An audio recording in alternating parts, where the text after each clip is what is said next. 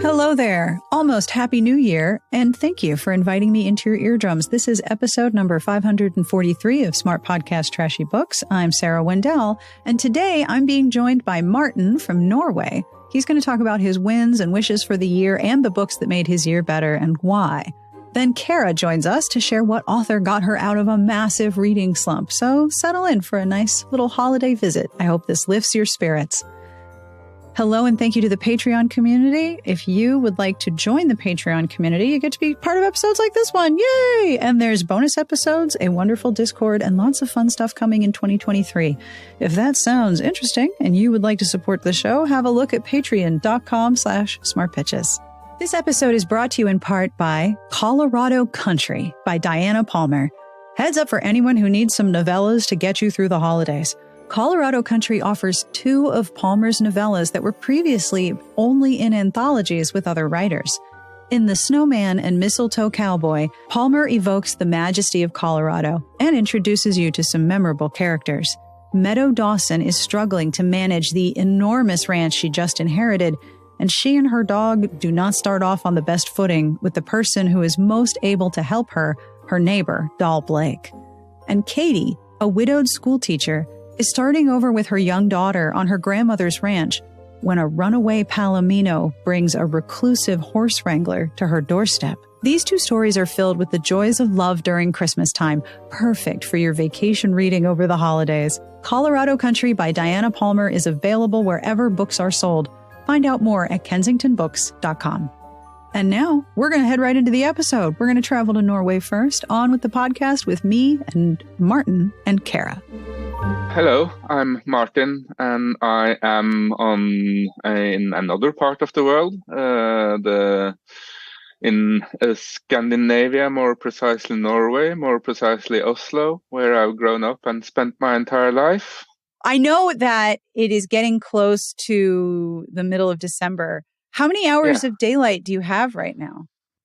Like 3? I'm not exactly sure. I think 4 or 5. I think wow. I think the sun comes up about 9 and goes down about 3.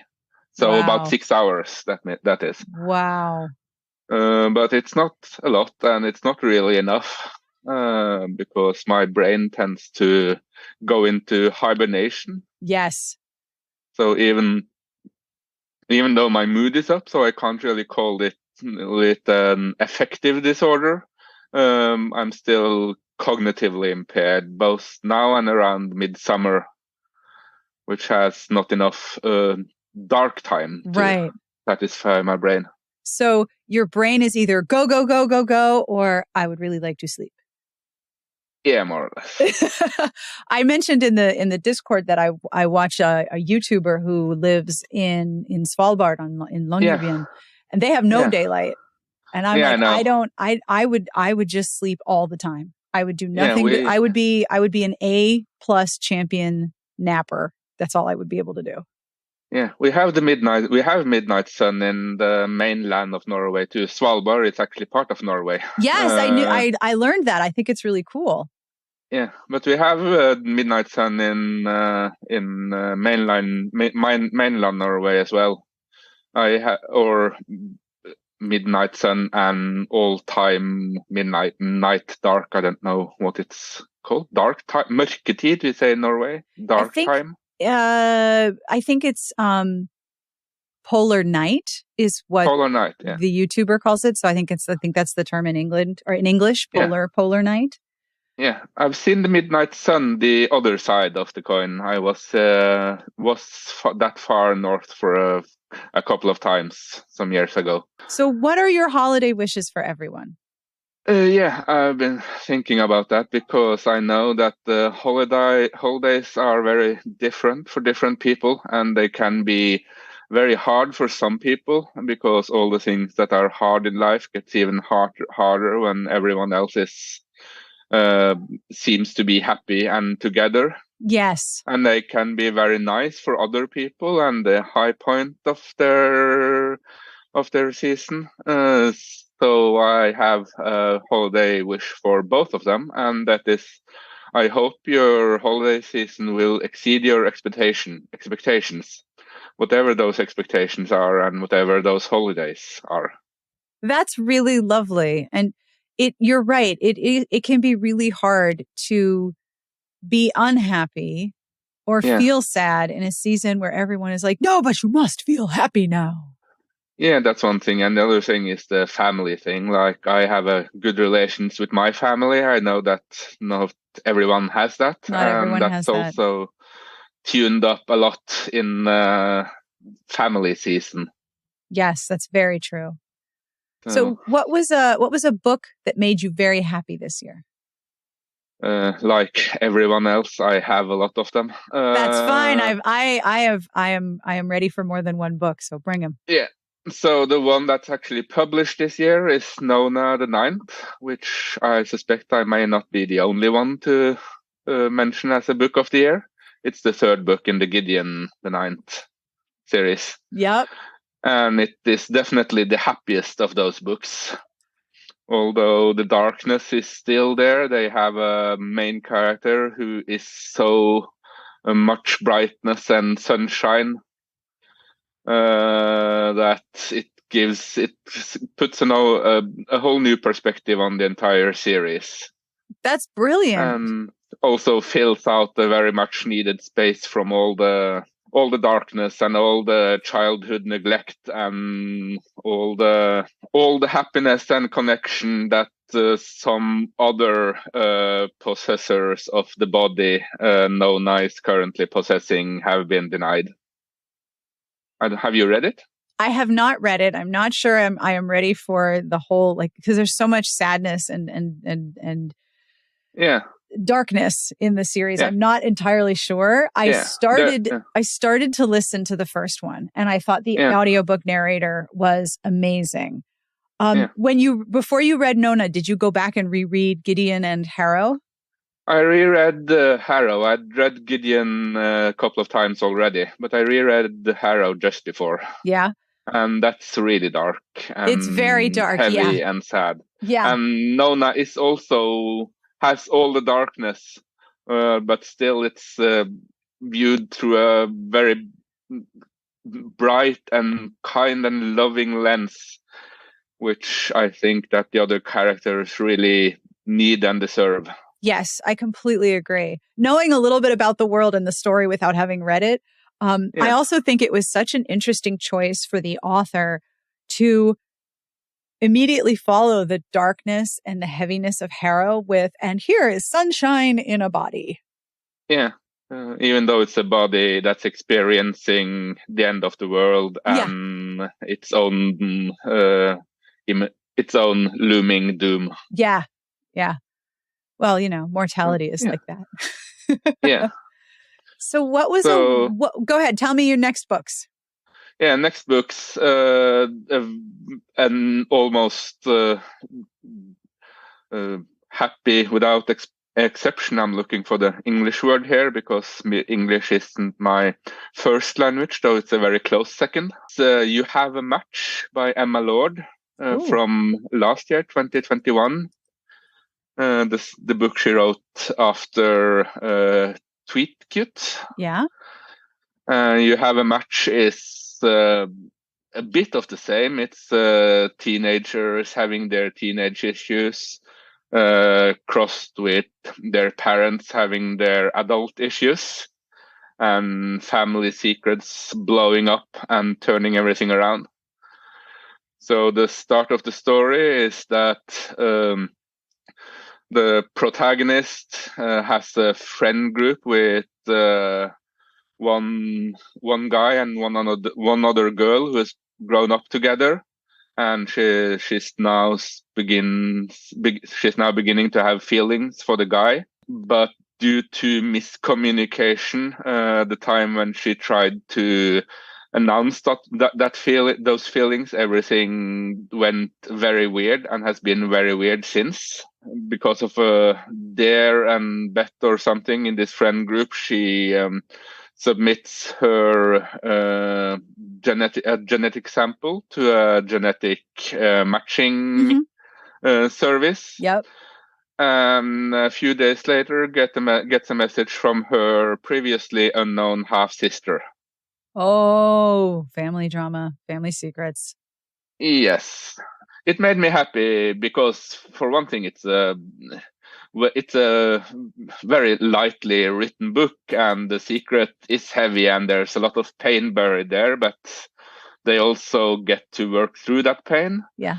And I just really like the author, and it was also the first book in a very long time that I really devoured and really stayed up late reading, finished in under a week, because I've had a slow reading year this year for mostly good reasons. It's because I've had other new things in my life, which will be my 2022 win, among other things. But it's been a slow reading year, and I've really been missing that. And then being able to devour a book like that was a very nice experience. Isn't it great when you find a book that just grabs you and you're just so happy to be reading it? I love that feeling. And that author, Emma Lord, is very good at writing characters you just enjoy spending time with. It's kind of comforting, I think, to explore the really heavy feelings inside romance, because you know that it's going to be okay in the end. So no matter how bleak it is in that moment, you know it's going to be good by the end of the book. Yeah. So do you have any additional books you want to tell me about? Yeah, the third one is I just finished for a book club I'm in. It's a Middle Game from 2019 by Shannon McGuire, which is not romance. It's science fiction fantasy. That one is a lot heavier, but does have something of the protagonists end up alive and with some hope of happiness, at least, where a group of alchemists create a pair of twins that embody the forces of math and language, which together makes up the fabric of the universe. In order to have these kids, on the one hand, grow up without going insane from existing in human bodies, but on the other hand, grow up and be malleable enough that the alchemists can use them for their sinister purposes. They are both adopted to different families, and they're both outsiders as they grow up, because they have some cognitive super skills and some cognitive super deficiencies. Not unlike neurodivergent diagnosis like ADHD and autism, the latter which I have myself. But then they come telepathically in contact with each other. They're kind of doubtful if they are really talking to another person or an imaginary friend. Right. But they do strike up a friendship with each other. But the world strive to break up that friendship, because the alchemists want them to grow up isolated and apart, and find their own abilities on their own premises. And there's also a content warning, I think, that somewhere in the middle of the book there's fairly vividly described suicide attempt. Ooh, good to know. Thank you for the heads up. Yeah, because one in the book club mentioned that she would have liked to be prepared for that. Oh, that's a hard feeling to walk into something like that when you're reading. Yeah. Yeah. That book made me happy because, as I said, I have a diagnosis myself that gives me an even profile, where the things I'm very good at and the things I'm very weak at are kind of randomly distributed across my personality. Especially in their childhood, I saw very much of myself in how they lived, the sense of isolation they went through from being different and not really understanding themselves. Yeah, That's a good book club pick. Fantasy science fiction book club. Ooh. So did you read this in English or did you read this in translation in Norwegian? In English. It's an Nice. English book club. It was started by English-speaking expats, and we still have some of those in the group. Oh, that's very cool. So all discussion in the group is in English. Wow. I know that a lot of people in Norway speak English extremely well. It's not it's certainly, I don't know a lot of people in the US who speak Norwegian, but no. I think it's really cool to have a book club in your second language. Yeah, we start learning English at the age of 10 here. Yeah. So we're still within the sensitive period for language, which is why I'm saying it's not my first language, but it's a close second. Yes. Also, my father divorced my mother and married someone from South America, and their language between them was English. Yeah. So I spoke a bit of English at home too growing up. Wow. So do you have another book, or would you like to tell me your win for 2022? What's next? Yeah, my win for 2022 is some stuff I've already alluded to with the books, because although I have been improving socially over the years, it has really exploded in 2022. That is great. Yeah, it is very great. And I wasn't sure, and I'm still not sure when I thought about talking of it, if I'd be able to talk about it without tearing up, because it's so new to me and it means so much to me. For meeting up with people maybe 1 or 2 times a month, I now regularly have meetups 1 or 2 times a week. That's so cool. From having a handful of friends, 3 or 4 people I met regularly, which means a few times a year, each of them, and which I've known for 10 or more years. I now have started 3 or 4 new people I got to know over either this year or the past few couple of years. It is really hard to make friends as an adult. Yeah, people say that, but I've had a hard time making friends in most all stages of life, really. I did have friends in early school and high school. I did have people I hung out with. In high school, I made myself very socially visible. Mm-hmm. I was kind of a walking absurdist performance project. Which made me the center of a lot of social attention, but not necessarily in a way where I could be very vulnerable or relaxed. Yeah. I did start up a science fiction club there that is still around for more than 25 years later, which I'm in high school, which I'm kind of proud of. That is really cool. That is really cool. Now, the members now consist about half the population of the high school. Wow. So, what a cool legacy. Nice job. Yeah. So I haven't exactly been anonymously hiding away for my earlier life, but to be engage with people and also engaging with communities, including this community, the Patreon community and the book club. And I also found a writers community on Discord with a few other Norwegian SF fantasy writers or aspiring writers. I belong mostly to the latter category, though I have published a role-playing game some time ago.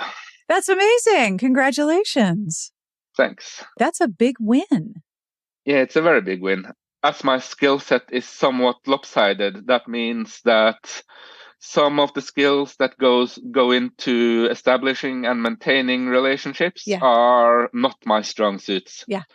But it also means that I have some skills that I can work to be really good at. And I've also learned in therapy and through introspection. I've learned a lot about both understanding my own boundaries, understanding my own signals, understanding other people's boundaries, encouraging and making room for people to be open and clear about their boundaries. Yeah. Which makes many of the scary things about initiating contact is either will this land be in an unpredictable situation, or will I be bothering someone else? When I know that I have the ability to communicate about limitations and boundaries and encourage others to, those things aren't really scary anymore. Wow. That's really good advice, too. That's really thoughtful advice. Yeah, I've spent the last 10 years of my life thinking mostly about this. So wow. So you're like expert level now. Yeah, in a way, it's kind of, when I'm born with less innate ability, but have the ability to learn. Mm-hmm. That has also made me a lot more conscious about those things. Makes total sense. Thank you so much for doing this. It's been a real pleasure to talk to you. Yeah, I've been listening to and a fan of the podcast for quite a lot of years now. It's been my entry into romance space because I knew nothing about it. I just know that this is something that sounds interesting, and it's I'm interested in other genres. I've noticed the similarities between different genres when it comes to the communities, when it comes to genre expectations, when it comes to trope awareness and stuff like that. Yep. So I started listening. I found your podcast and started listening to it, I think, in 2016 or 17 or something. That is a long time. I've been happy to have the conversation with you, to be able to contribute to the podcast. Thank you. Tusen takk. Did I say that right? Very good. Bare hyggelig. Oh. Which means literally translated, bare means just or only, and hyggelig means nice or pleasurable or cozy. So bare hyggelig means it's been nothing but a pleasure. Oh, I love this. Thank you. And thank you so much for being part of the End of the Year podcast. I'm so excited to have you be part of these episodes. It's a very nice concept to have the listeners speak to each other. And everybody has books they want to talk to me about, which is like the best. It's just the best thing. Yeah.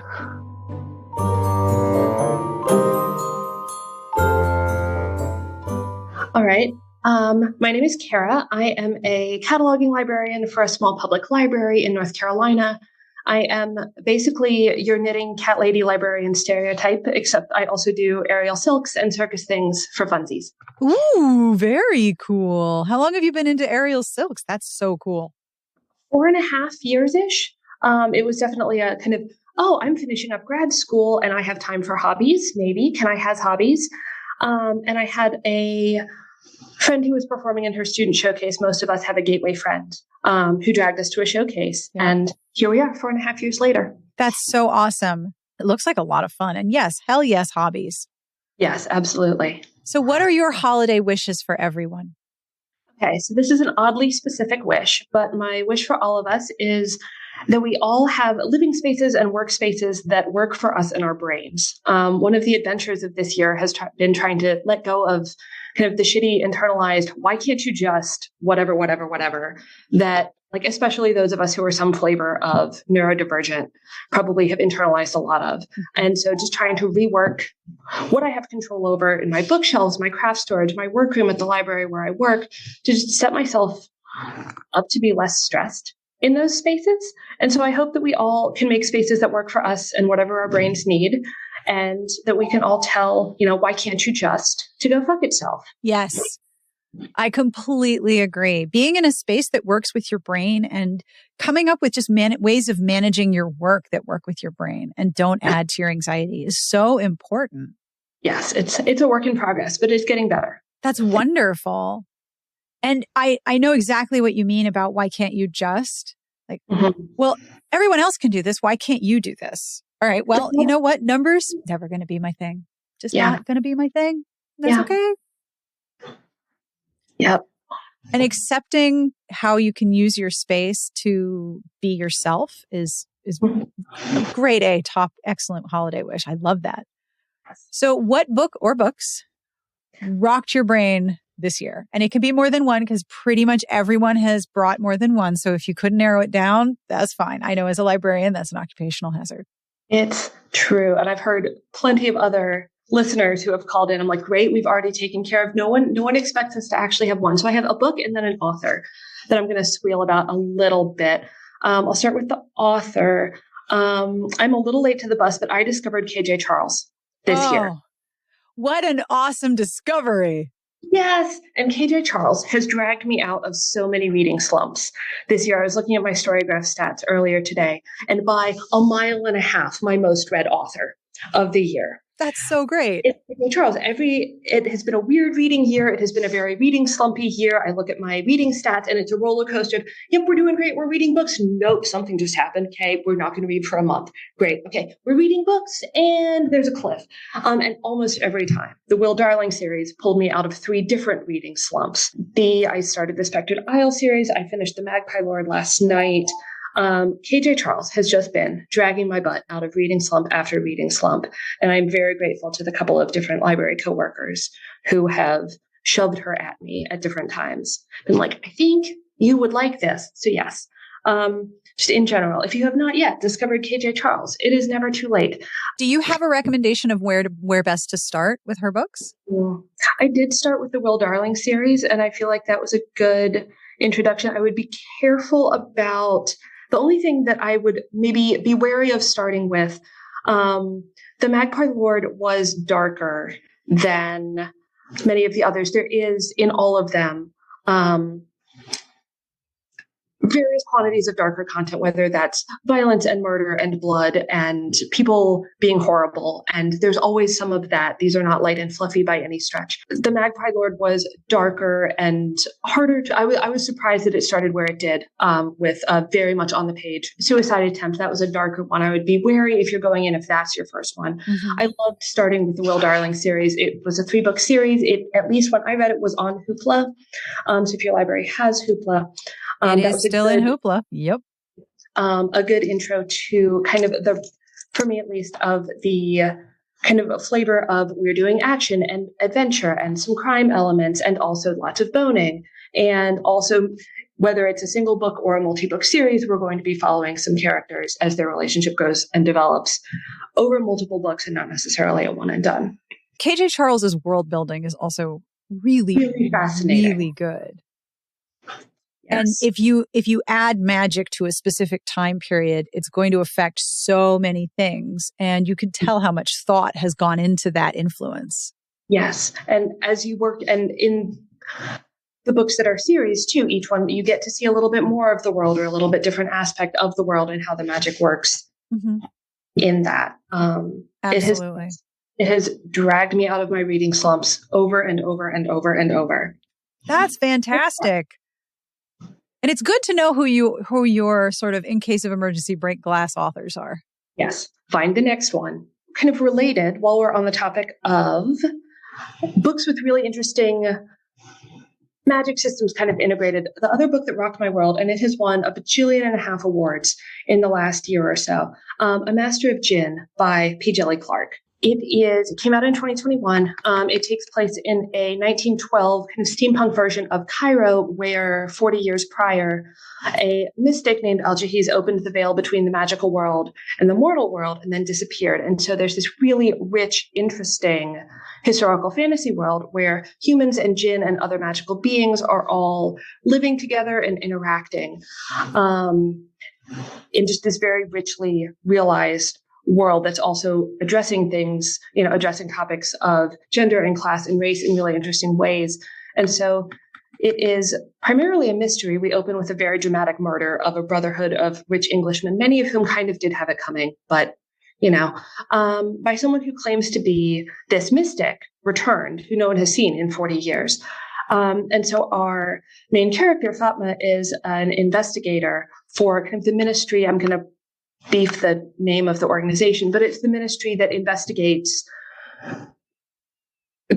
magic crimes that involve magic, when there are untoward things going on involving magic, this is the ministry that investigates them. And so she is called in to investigate this mystery of who is this person who is stirring up all of this unrest, claiming to be Al-Jahi's return, to condemn the ills of modern society, et cetera, et cetera.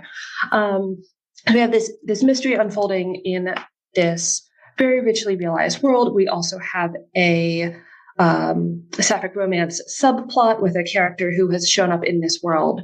At other times, we have a little bit of a, grumble, grumble, grumble. I work alone and I've just been assigned a partner and I'm having feelings about it. Kind of detective dynamic with Fatma. She wears just impeccable suits. So, come for the mystery, stay for, the description of Fatma's suits and the fashion. But just a heck of a mystery and just a really fascinating world to swim around in and think through. And the author has just really done a tremendous job thinking through, like, what might this world look like if different magical beings and humans and all of the race and class and gender dynamics of the time were all swirling around together, and what might that world look like? It's a great read. Lots of fun. So there seems to be a magical theme to your recommendations. Yes, I got talking about KG Charles and then said, you know what? There seems to be a pattern. Yeah, really interestingly realized magical worlds and people swimming around in them. Absolutely. I mean, for me, it's been historical mysteries. Great. Right. Which is restoration of justice and order in a setting that isn't right now. And magical historicals sort of fall into that as well. That a lot of the magical historicals that have, even with the ones that have heavy romance plots, they're also often about restoration of justice. So what was a win for you in 2022? My win for 2022 is that I started hand balancing training a couple of months ago. I've done circusy stuff for a few years. I got to try flying trapeze this year when I was up in DC, but I have had just a very intense fear of handstand things for a long time. Some of that is not entirely irrational. The floor is a long way down. There's a little bit of, well, that one time I tried it and things went poorly and but have had a very strong fear of that, but I'm trying to do hard things. So I started hand balancing training a couple months ago. Have done a couple of private lessons with a coach at my studio who's doing a really great job striking a balance of, I want to nudge you to challenge your fears. And also, if you tell me that thing is a hard no, that's a hard no. I'm not going to force you, striking a really good balance. But I kicked up into a handstand with a spotter. Like, she's there to catch my legs. Right. But I kicked up to a spotter for the first time a couple weeks ago. And that was a really big win. That's so cool. Congratulations. I am trying to do hard things. I think that's fantastic. And also scary. I agree with you. The floor is a long way down and gravity is gravity doesn't care about your head. No, gravity doesn't care. I think that's very, very cool. Doing scary things. That's awesome. So that's another, little bit of another holiday wish. May we all maybe try a scary thing. Try a scary thing. That feels within reach. Oh, I like that. Thank you so much for doing this. You're so welcome. This is super fun. Thank you. I love doing these and I love how much people enjoy listening to them. So thank you for adding to the lovely audio hug of episodes this season. I love that. I love it. It is an audio hug. That's a great way to put it. It is. And the people who listen to this show are some of the nicest humans. So it's really a pleasure to meet everybody. So thank you so much. And that brings us to the end of this week's episode and the last episode of 2022. Holy cow. Thank you for being part of the podcast. It is an honor to keep you company. Thank you to Cara and to Martin for joining me from far, far away or not too far away. And thank you most of all for listening. It really is a pleasure to make this show. I always end with a bad joke. This week is no different. And Martin is the one who sent us this joke. He is very active with the very finest bad jokes in the Discord. It's delightful. All right, you ready? What branch of the military is best suited for an octopus? Give up? What branch of the military is best suited for an octopus? The Army. Thank you, Martin. Oh, I love these bad jokes so much. On behalf of everyone here, we wish you a wonderful weekend and a very happy and safe new year. We will be back in 2023 with more mayhem, but until then, thank you for being part of the podcast. Smart Podcast Trashy Books is part of the Frolic Podcast Network. You can find outstanding shows to subscribe to at frolic.media/podcasts.